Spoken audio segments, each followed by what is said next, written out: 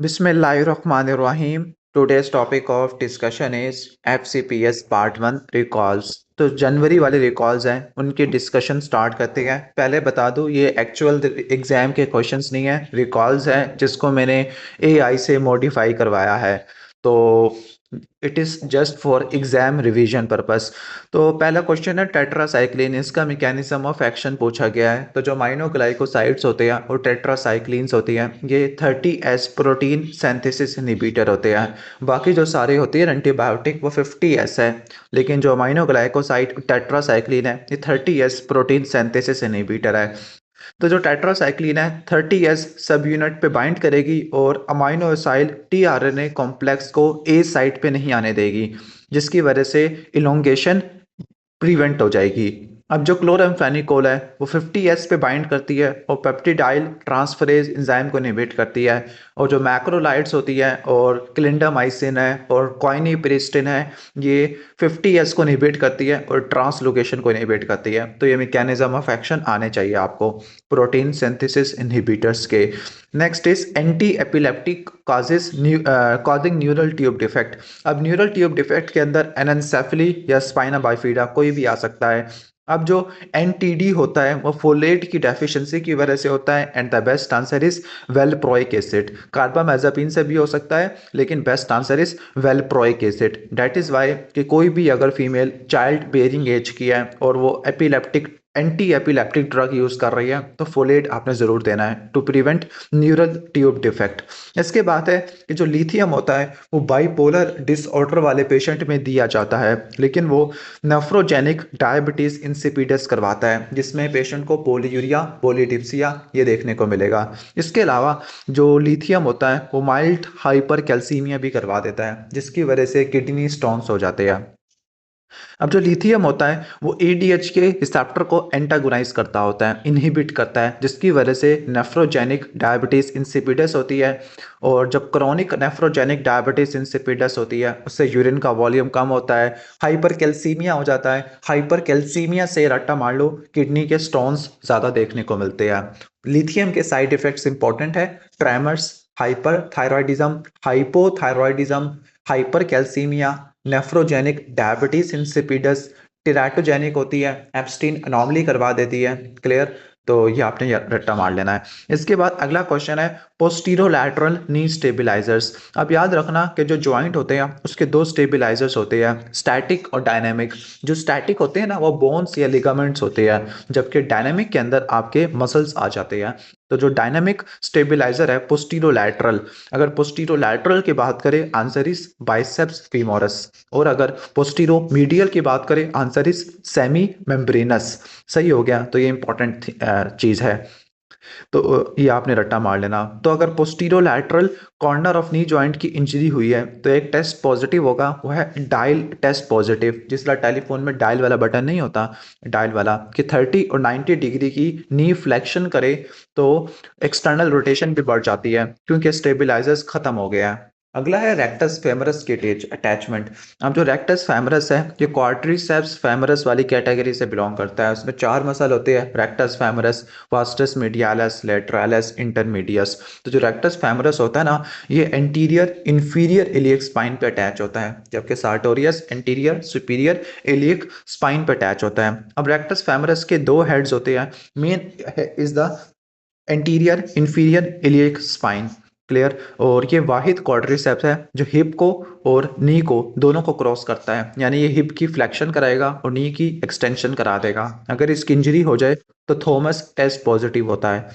अगला है स्कियल ट्यूबरोसिटी पर अटैचमेंट। स्कियल ट्यूबरोसिटी के ऊपर हैमस्ट्रिंग मसल्स अटैच होते हैं। अब हैमस्ट्रिंग मसल होते हैं थ्री हैमस्ट्रिंग मसल रट्टा मारने है। बाइसेप्स फेमरस का लॉन्ग हेड होता है, सेमी मेम्ब्रेनस और सेमी टेंडिनियस। मतलब तीन, you can remember by mnemonic is हैम।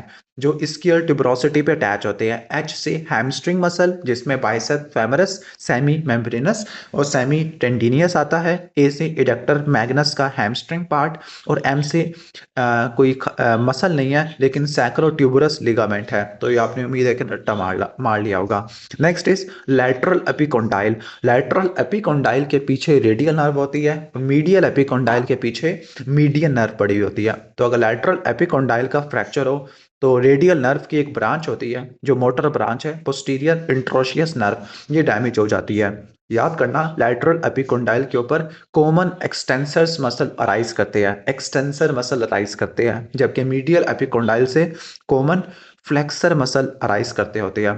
तो अगर मीडियल एपिकोंडाइल का फ्रैक्चर है तो अल्नर नर्व है, अगर सुप्राकोंडाइलर फ्रैक्चर है तो मीडियन नर्व और इसकी जो ब्रांच होती है एंटीरियर इंट्रोशियस नर्व, और अगर शैफ्ट का फ्रैक्चर है ह्यूमरस के शैफ्ट का तो रेडियल नर्व आ जाती है। नेक्स्ट इज रोटेटर कफ में सिट्स मसल है। सिट्स मसल में सुप्रास्पाइनेटस, इंफ्रास्पाइनेटस, टेरिस माइनर और सब स्कैपुलरिस है। रट्टा मार लेना कि जो सुप्रास्पाइनेटस है वो एबडक्शन करता है 0 से 15 डिग्री की। इंफ्रास्पाइनेटस और टेरिस माइनर ये लैटरल रोटेशन करते हैं, जबकि सब स्कैपुलरिस मीडियल रोटेशन करता है। तो उम्मीद है कि समझ आ गया होगा, मीडियन रोटेशन। तो सब स्कैपुलरिस को सप्लाई करती है अपर एंड लोअर सब स्कैपुलर नर्व, जिसकी रूट वैल्यू C5 और C6 होती है। इसके जो टेस्ट आते हैं वो बेली प्रेस टेस्ट है और लिफ्ट ऑफ टेस्ट है। अब ये कौन से टेस्ट होते हैं ये जिम वाले बता सकते हैं। तो जो सुप्रास्पाइनेटस है वो एबडक्शन करवाता है, इसके लिए एम्प्टी कैन टेस्ट होता है, जबकि इंफ्रास्पाइनेटस और टेरिस माइनर लैटरल रोटेशन करते हैं, इनके लिए हॉर्न ब्लोअर टेस्ट होता है। Next is thenar wasting. अगर सिर्फ थिनार वेस्टिंग हो आंसर इज मीडियन नर्व, लेकिन लॉस ऑफ एडक्शन, थंब की जो एडक्शन होती है वो अल्नर नर्व कंट्रोल करती है। तो best answer is ulnar nerve damage हो चुकी है, सही हो गया। तो जो थिनार वेस्टिंग है वो मीडियन नर्व की जो रिकरेंट ब्रांच होती है जो थंब के मसल को सप्लाई करती है उनको, जबकि जो डीप ब्रांच ऑफ अल्नर है वो एडक्टर मसल को सप्लाई करती होती है। तो उम्मीद है कि समझ आ गया होगा। अगर मीडियन नर्व डैमेज है तो उसकी वजह से मीडियन क्ला हैंड होगा, app hand deformity, hand of benediction ये देखने को मिलेगा। और अल्नर नर्व डैमेज है तो अल्नर क्ला हैंड और पॉजिटिव फ्रोमेंट साइन देखने को मिलेगा। और रट्टा मार लेना, अल्नर नर्व गयोन किनाल में इंजर्ड हो जाती है। अगर कोई सैक्रल मैस है और उसका एम्ब्रियोनिक कैरिजन पोर्छा हुआ है, मिड लाइन सैक्रोकोक्सियल टेराटोमा, तो ये प्रीमिटिव स्ट्रीक से राइज करता है। अब एग्जाम में हैंसन नोट भी आ सकता है, प्रीमिटिव स्ट्रीक भी आ सकता है। Best answer is primitive streak. इसके जो रेमिनेंट होता है this is the sacrococcygeal teratoma, these are germ cell tumours. अभी न्यू बॉर्न में काफ़ी कॉमन है, इसमें रूल ऑफ 10 अप्लाई होता है। रूल ऑफ 10 एक और जगह पे भी अप्लाई होता है, वो है फियोक्रोमोसाइटोमा। इसके बाद जो ब्रेस्ट है उसके लिम्फेटिक ड्रेनेज ये इंपॉर्टेंट होती है। अब जो major quadrant is upper outer quadrant, और इसकी जो लिम्फेटिक ड्रेनेज होती है वो एक्सिलरी लिम्फ नोड में जाती है, स्पेसिफिकली एंटीरियर में या पेक्टोरल लिम्फ नोड में, जबकि मीडियल वाले एरिया की पैरास्टर्नल या इंटरनल थोरैसिक लिम्फ नोड के पास ड्रेनेज जाती है। प्रोस्टेट की जो लिम्फेटिक ड्रेनेज पूछी जाए तो इसका जो बेस्ट है वो है इंटरनल इलियक लिम्फ नोड। ठीक हो गया। Same is the case of cervix, उसके भी यही होते हैं। आगे चलते हैं, कुछ माइक्रोबियोलॉजी और इन्फेक्शियस डिजीज वाले क्वेश्चंस हैं कि जो एच पैलोरी है वो गैस्ट्रिन के लेवल को बढ़ा देता है। क्या मैकेनिज्म है? बेसिकली ये मैकेनिज्म है कि जो एच पैलोरी है वो एंट्रम की इन्फ्लेमेशन करवा देता है। एंट्रम से नॉर्मली सोमैटोस्टैटिन प्रोड्यूस होता है डी सेल से। सोमैटोस्टैटिन नॉर्मली जी सेल्स को इनहिबिट करता है। जब जी सेल इनहिबिट नहीं होते तो फिर वो गैस्ट्रिन प्रोड्यूस करेंगे, जिसकी वजह से एसिड ज़्यादा होगा, हाइपर गैस्ट्रोनीमिया देखने को मिलेगा। और एसिड ज़्यादा होने की वजह से डोडिनल अल्सर हो जाएंगे और गैस्ट्रिक माल्टोमा, लिम्फोमा भी हो जाएगा।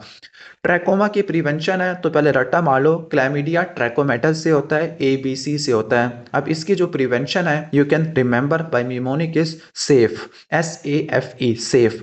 S से सर्जरी करेंगे for trichiasis, A for antibiotics like azithromycin, F for facial cleanliness and E for environmental improvement like water and sanitation। आगे चलते अपेंडिसाइटिस का कॉज क्या होता है। अपेंडिसाइटिस में अपेंडिक्स की इन्फ्लेमेशन है। अब अपेंडिक्स की इन्फ्लेमेशन कब होगी? जब ल्यूमिनल ऑब्स्ट्रक्शन देखने को मिलेगी। अब ल्यूमिनल ऑब्स्ट्रक्शन का कॉज बच्चों में कुछ और हो सकता है, अडल्ट में कुछ और हो सकता है। बच्चों के अंदर लिम्फोइड हाइपरप्लेजिया और अडल्ट के अंदर वीकोलिथ इसकी वजह से देखने को मिलता है। जब लूमिनल ऑब्स्ट्रक्शन होती है तो डिस्टेंशन होती है, बैक्टीरियल ओवरग्रोथ होता है और इस्कीमिया देखने को मिलता है।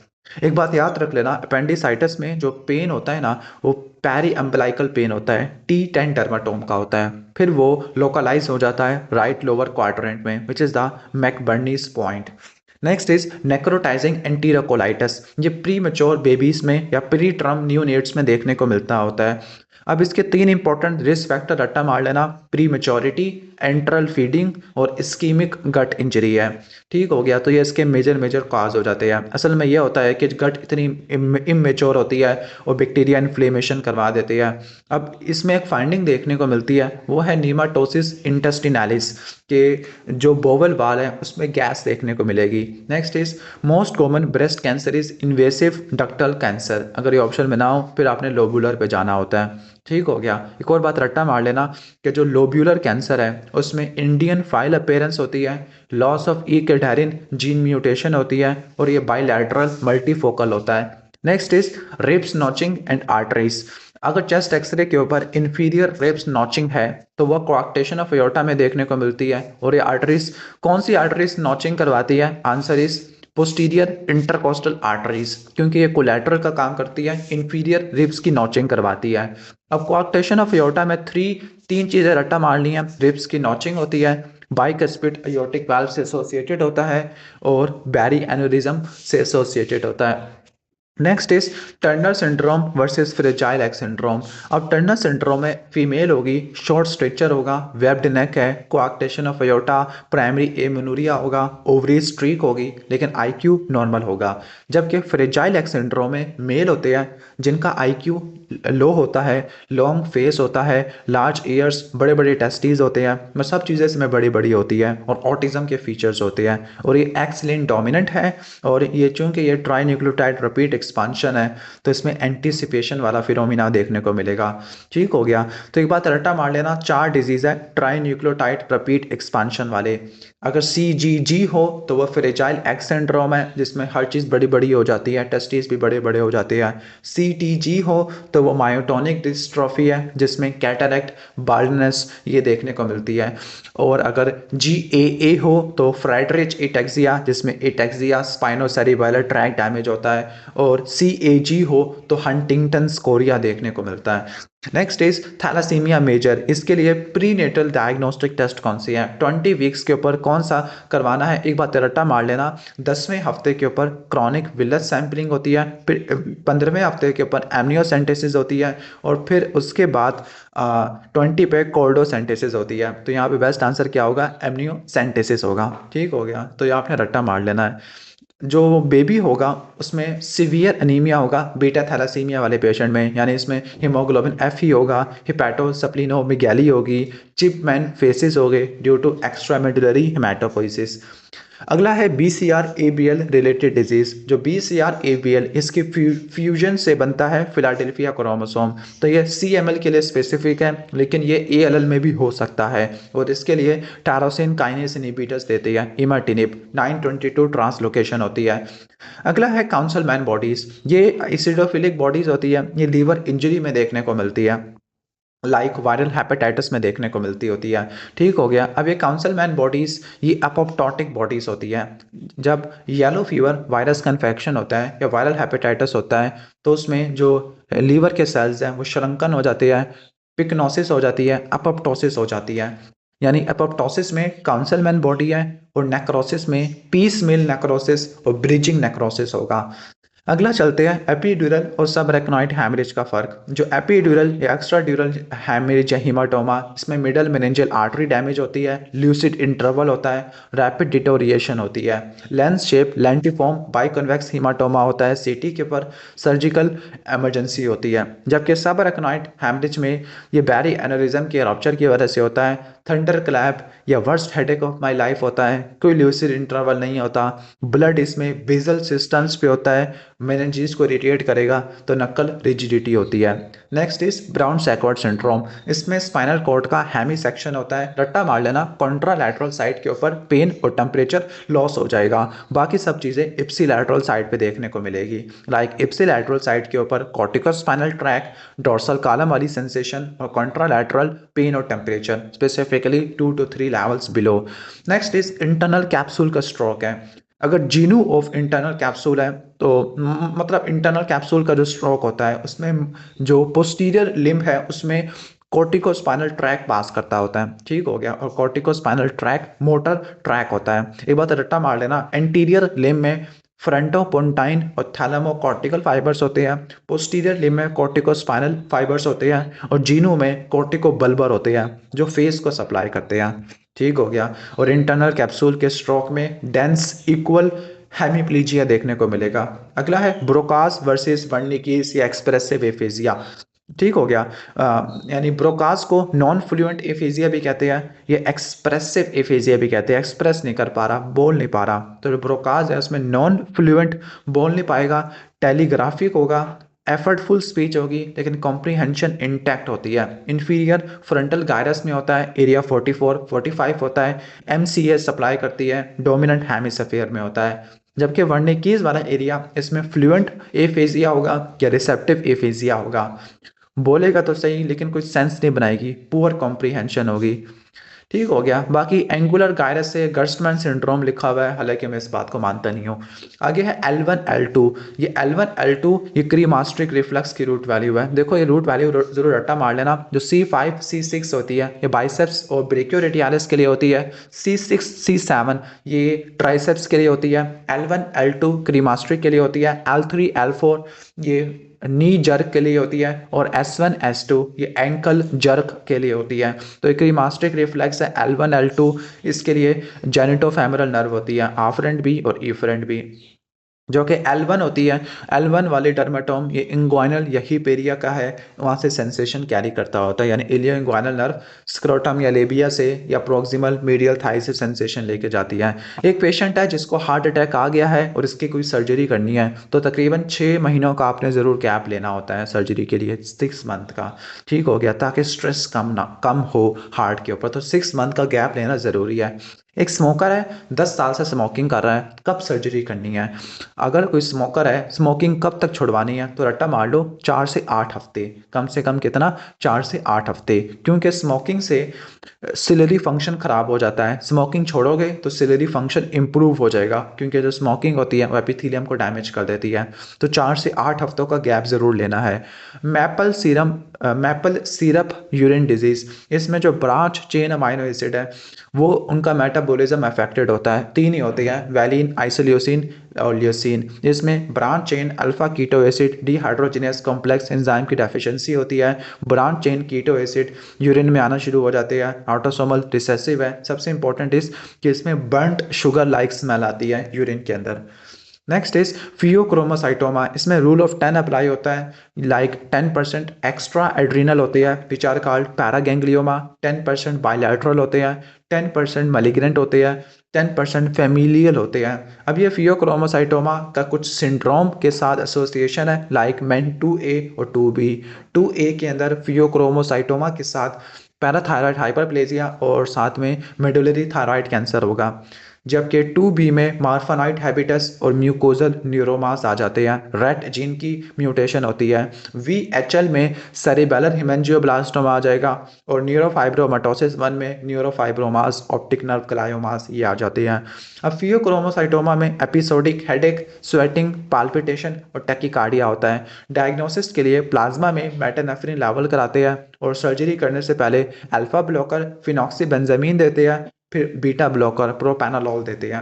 अब हर्शस्प्रंग डिजीज में मोस्ट एप्रोप्रिएट फाइंडिंग, हर्शस्प्रंग डिजीज को बोलते हैं कॉन्जेनाइटल मैगाकोलोन या कॉन्जेनाइटल ए गैंग्लियोसिस।